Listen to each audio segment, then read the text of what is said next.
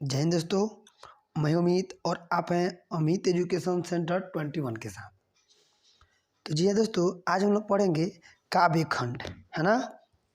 यह जो काव्य खंड है यह हिंदी का है और हिंदी का एक चैप्टर है जिस चैप्टर का नाम है स्वदेशी, है ना। स्वदेशी काव्य खंड का अर्थ हुआ कविता वाला, मतलब लेखन कार्य, कविता वाला लेखन कार्य। काव्य खंड का अर्थ होता है कविता वाला लेखन कार्य। तो यह बद्रीनारायण चौधरी जिसके कवि हैं, यानी स्वदेशी चैप्टर के कवि कौन है? बद्रीनारायण चौधरी। तो बद्रीनारायण चौधरी जो अपने भारत के बारे में बताए हैं कि अभी भारत में हमारे वर्तमान समय में कुछ भी हमको भारतीयता दिखाई नहीं पड़ रहा है। यही बताए हैं कि हमको कुछ भी भारतीयता दिखाई नहीं पड़ रहा है, नज़र पड़ रहा है। क्यों? क्योंकि चारों ओर देख रहे हैं तो चारों ओर विदेशी सामान है, चाहे वह पहनावा हो तब, या बोलचाल की भाषा हो तब, या बुद्धि हो तब, या बाजार हो तब, या मतलब नगर हो तब। यानी चारों ओर इस भारतीय में भारत में सिर्फ विदेशी सामान भरा हुआ है ना। तो उसी के बारे में कवि बता रहे हैं, जो हम इस काव्य खंड की चर्चा कर चुके हैं, इस काव्य खंड का प्रश्न उत्तर का भी चर्चा कर चुके हैं। आज हम लोग चर्चा करेंगे इस काव्य खंड के ऑब्जेक्टिव टाइप क्वेश्चन, जो आपके एग्जाम के लिए बहुत ज़्यादा इम्पोर्टेंट रहता है। तो चलिए दोस्तों, स्वदेशी पाठ के लेखक कौन है? तो स्वदेशी पाठ के लेखक है बद्रीनारायण चौधरी प्रेमघन जी। और बद्रीनारायण चौधरी प्रेमघन को प्रेमघन भी कहा जाता है। आपसे परीक्षा में पूछ देगा कि प्रेमघन के द्वारा लिखा गया काव्य खंड का नाम क्या है, तो बताएंगे स्वदेशी। क्या है? स्वदेशी। या दोस्तों, कभी कभी ऐसे भी देता है स्वदेशी काव्य खंड के रचनाकार कौन है, ऐसे देता है, और पूरा नाम नहीं देता है। बद्रीनारायण चौधरी प्रेमघन नहीं देगा, सीधे देगा चौधरी अनामिका, ऑप्शन सी में दे देगा बहादुर, और ऑप्शन डी में दे देगा महात्मा गांधी। तो आप प्रेमघन मारेंगे, यानी बद्रीनारायण चौधरी को प्रेमघन के नाम से भी जाना जाता है। तो चलिए आगे जानते हैं। लिखा हुआ है कि बद्रीनारायण चौधरी प्रेमघन किस युग के कवि हैं? किस युग के कवि हैं दोस्तों? तो बद्रीनारायण चौधरी ये भारतेंदु युग के कवि हैं, है ना। ये भारतेंदु युग क्या है ना? ये भारतेंदु युग उस समय हुआ उस समय के काल में जब भारतेंदु जी काव्य खंड को रचना करते थे, उस समय भारतेंदु जी जैसे कोई भी काव्य खंड की रचना नहीं करता था। इसलिए उनके समय में भारतेंदु जी को अच्छा मानता था, है ना। और साथ में ये भी थे, तो ये भी बहुत अच्छे जाने जाने लगे, इसलिए इनको भी भारतेंदु युग का कवि कहा जाता है। अगला है, प्रेमघन जी का जन्म कब हुआ था? तो दोस्तों, प्रेमघन जी का जन्म कब हुआ था यह आपको बताना होगा। प्रेमघन जी का जन्म कब हुआ था? ऑप्शन एक में 1856, ऑप्शन बी में 1996, ऑप्शन सी में है 1855, और ऑप्शन डी में है 1989। तो दोस्तों आप बताएंगे कि प्रेमघन जी का जन्म कब हुआ था, जल्दी बताएंगे। तो दोस्तों अगर आपको पता नहीं तो हम बताते हैं, 1855 ईस्वी में, यानी option C is right answer. अगला देखते हैं। अगला है कि प्रेमघन जीवन और काव्य दोनों क्षेत्र में किसका अपना आदर्श मानते थे? प्रेमघन जी जीवन और काव्य दोनों क्षेत्रों में किसको अपना आदर्श मानते? यहाँ पे किसको होगा दोस्तों? किसको अपना आदर्श मानते थे? तो दोस्तों प्रेमघन जी जीवन और काव्य दोनों में अपने भारतेंदु हरिश्चंद्र को आदर्श मानते थे। भारतेंदु हरिश्चंद्र को आदर्श मानते थे। यहाँ पे आदर्श करने का मतलब ये हुआ कि इनको ये बहुत अच्छे, यानी कोई भी काम या कोई भी अनेक प्रकार के प्रक्रिया हो, है ना, मतलब इनसे ही सलाह लेकर के या इनको ही अपना आदर्श मानकर काम करते थे। आगे जानते हैं कि भारत सौभाग्य किन का नाटक है? भारत सौभाग्य किन का नाटक है? तो दोस्तों भारत सौभाग्य यह प्रेमघन जी का नाटक है, यानी option B is right answer. Bharat Saubhagya Premghan जी का नाटक है। अगला देखते हैं। अगला क्वेश्चन है कि कवि, दोस्तों यहाँ पे कवि होगा, गलती से हो गया, यहाँ पे कवि होगा। क्या होगा? कवि प्रेमघन के अनुसार कौन सी विद्या पढ़कर लोग की बुद्धि विदेशी हो गई है? ऑप्शन एक में छल विद्या, कपट विद्या, विदेशी विद्या, तकनीक विद्या। तो दोस्तों ऑप्शन इसका सी राइट आंसर, विदेशी विद्या। कौन विद्या? विदेशी विद्या। कवि के अनुसार, है ना, विदेशी विद्या को लोग पढ़ करके अपनी बुद्धि जो है विदेशी बना लिए हैं। आगे चलते हैं।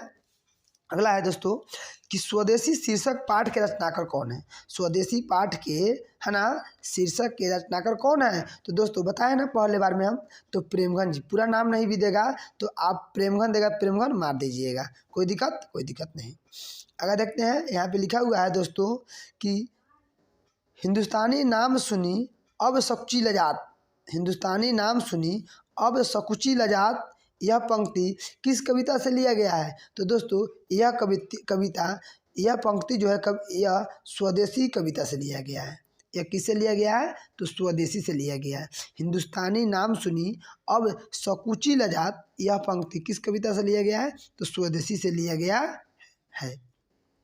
अगला है कि स्वदेशी पाठ के अनुसार अब हिंदू लोग मिलने पर आपस में किस भाषा में बात नहीं करते हैं। मतलब स्वदेशी पाठ के अनुसार हिंदू लोग अब आपस में जब मिल रहे हैं तो किस भाषा में बात नहीं करते हैं। तो दोस्तों इसका आंसर हो जाएगा हिंदी भाषा में बात नहीं करते हैं। यानी स्वदेशी पाठ के अनुसार जितने भी सारे हिंदू लोग हैं अब आपस में मिल रहे हैं तो हिंदी में नहीं बात कर रहे हैं, वो अंग्रेजी में बात कर रहे हैं, यानी विदेशी भाषा में ही बात कर रहे हैं। तो कह रहे हैं इसमें नहीं बात करते हैं तो हिंदी में बात नहीं करते हैं। ठीक है ना दोस्तों। अगला है कि स्वदेशी शीर्षक पाठ में दोहे का संकलन किस पुस्तक से लिया गया है। तो दोस्तों स्वदेशी शीर्षक पाठ में दोहे का संकलन प्रेमघन स्वदेशी से लिया गया है। किससे लिया गया है, प्रेमघन स्वदेशी से लिया गया है।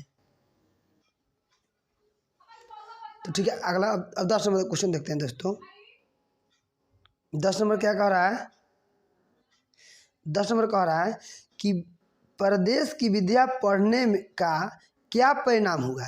मतलब कह रहे हैं कवि कि परदेश की विद्या पढ़ने पर इसका परिणाम क्या हुआ। ऑप्शन 1 में सबकी बुद्धि भारतीय हो गई, सबकी बुद्धि विदेशी हो गई, सबकी बुद्धि आध्यात्मिक हो गई, इनमें सभी। तो दोस्तों परदेश की विद्या पढ़ने पर यह परिणाम होगा कि सबकी बुद्धि जो है विदेशी हो गई, यानी option B is right answer. Option B is right answer, क्योंकि सबकी बुद्धि क्या हो गई, विदेशी हो गई। अगला है 11 नंबर कि कह रहे हैं प्रेमघन ने मुख्य रूप से किस भाषा में काव्य की रचना की है। तो प्रेमघन ने मुख्य रूप से ब्रज भाषा में है ना काव्य की रचना किए हैं। किस भाषा में, तो ब्रज भाषा में काव्य की रचना किए हैं।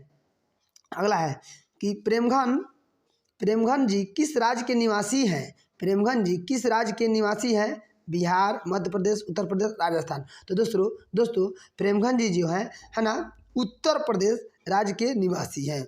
Option C is right answer. Option C is right answer. आगे चलते हैं।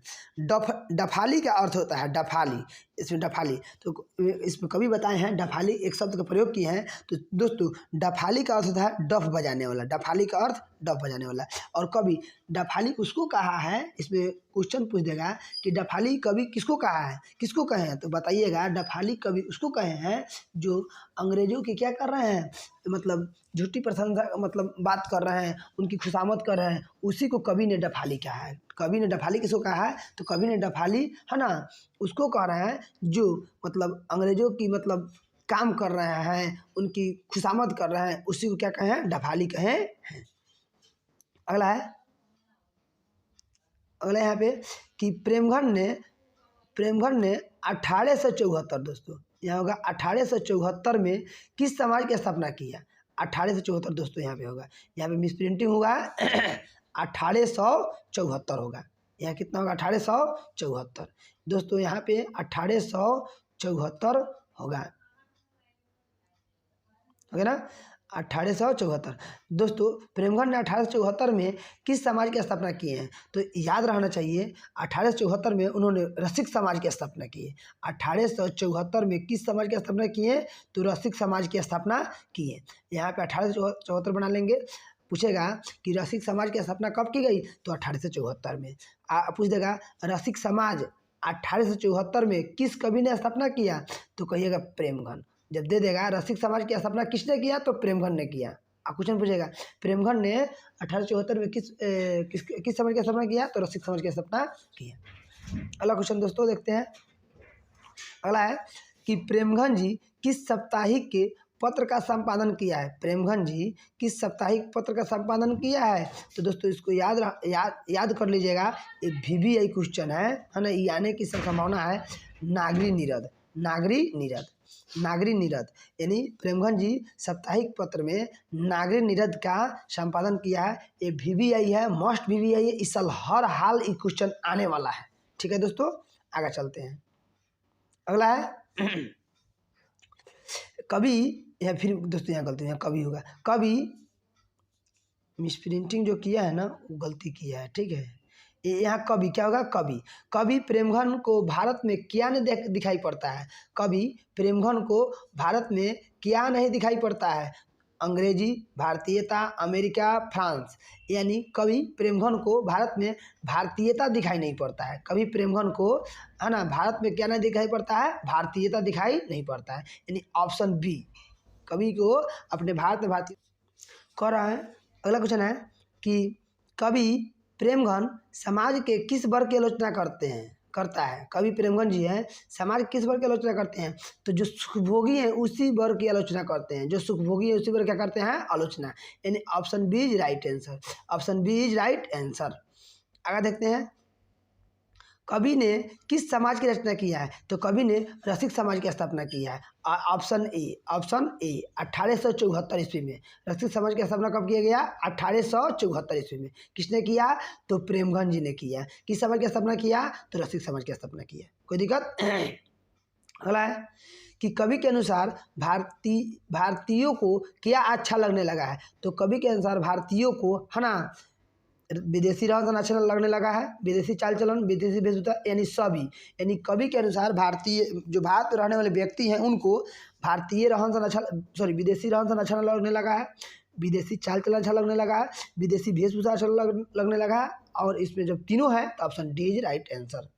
अगला है कि बद्रीनारायण चौधरी यानी प्रेमघन जी का मृत्यु कब हुआ? तो दोस्तों इसका जवाब देंगे है ना, इसका जवाब होगा कि 1922 में। 1922 में। Option A is right answer. Option A is right answer. Thank you दोस्तों। तो आज के बाद आपको मिलेगा अगला चैप्टर का ऑब्जेक्टिव। तो